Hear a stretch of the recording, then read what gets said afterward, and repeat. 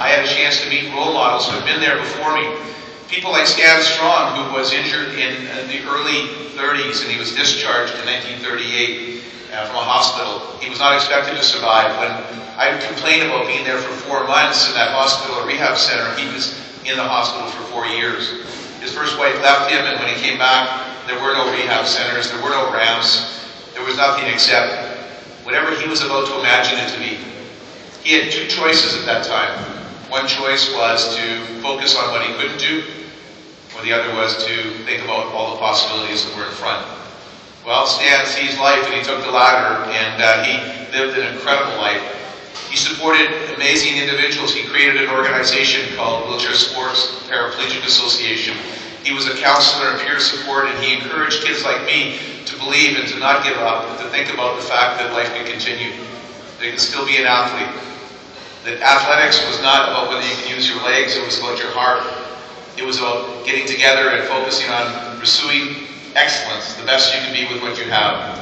Sitting in a chair and unleashing that potential and being able to move forward was very important. He also encouraged me to think about what I was going to do when I graduated from high school. At the time, I wanted to be a phys ed teacher because sport was such a big part of my life, but I thought that was gone, and he said, why not?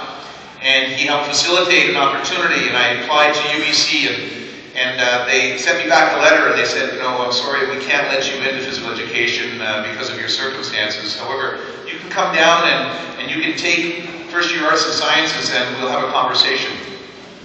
I ripped up that paper and threw it in the garbage and saw it as a rejection, and I was about ready to make a very fundamental choice in my life to actually focus on the dark side.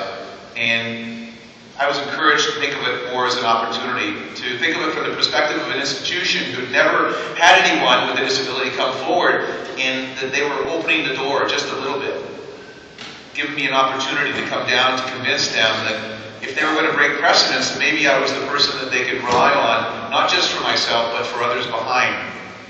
And so when I came to UBC in that first year arts and science, I had a chance to meet the faculty of phys ed and human kinetics, and they ended up opening their hearts and thinking about what was possible, adapting circumstances and saying, Rick, you're in. You have a chance now to unfold and to live your dreams. And how close was the margin between taking that piece of paper and interpreting it as a rejection or seeing it as an opportunity?